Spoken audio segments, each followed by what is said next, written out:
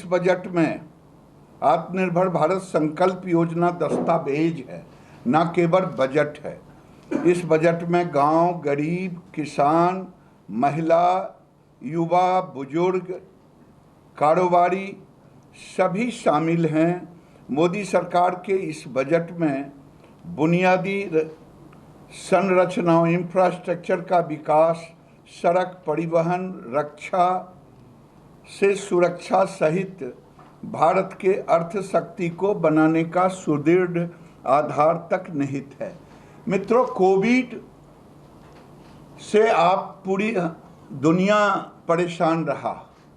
लोगों को उम्मीद थी कि इस बजट में नए कर लगेंगे, लोगों को कई परेशानियों का सामना करना पड़ेगा, लेकिन भारत सरकार ने एक पैसे का एडिशनल कर नहीं लगाया। और जिस बात को लेकर के विपक्ष ने मूर्खता की कि बजट के दिन ही लोगों की मार पड़ी, पेट्रोल और डीजल की कीमत बढ़ी, वो भी आपके सामने रखा जा चुका है कि हमने एक्साइज से घटाया और उसमें सेस लगाया। किसी को एक नया पैसा, किसी के ऊपर बोझ नहीं हुआ पेट्रोल और डीजल का, वर्ल्ड मार्केट से जोड़ करके। उस दिन जो एक्शन लिया गया, जो निर्मला सीतारमण जी ने रखा सदन में, वो रखा कि 2 रुपया कुछ पैसा पेट्रोल में और डीजल में बढ़ाया, वो शेष लगाया। शेष कैसे लगाया? हमने एक्साइज को उतना कम कर दिया, हमने उतना शेष उस पे लगा दिया, तो किसी के ऊपर कोई खर्चा नहीं बढ़ा। वो उस पैसे से कई हमें कोविड है, कई काम करने हैं, तो हमने जनता पर कोई भार नहीं दिया।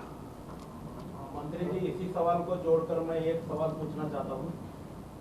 आपके ही नेता है सुब्रमण्यम स्वामी जी, जिन्होंने कहा था कि राम के भारत में 93 रुपए लीटर पेट्रोल है, सीता के नेपाल में 53 रुपीज लीटर और रावण की लंका में 51 रुपीज लीटर। तो भारत में ये पेट्रोल की कीमतें क्यों बढ़ रही है? सुब्रमण्यम स्वामी बड़े इकोनॉमिस्ट हैं और मेरे सीनियर लीडर हैं। मैं उनके आंकड़ों के जाल पर कोई प्रतिक्रिया नहीं करूंगा, न लंका के रावण का, न सीता के। मैं देश की स्थिति पर ये डंके की चोट पे कह सकता हूँ कि मोदी ने पूरे देश को एक परिवार की तरह,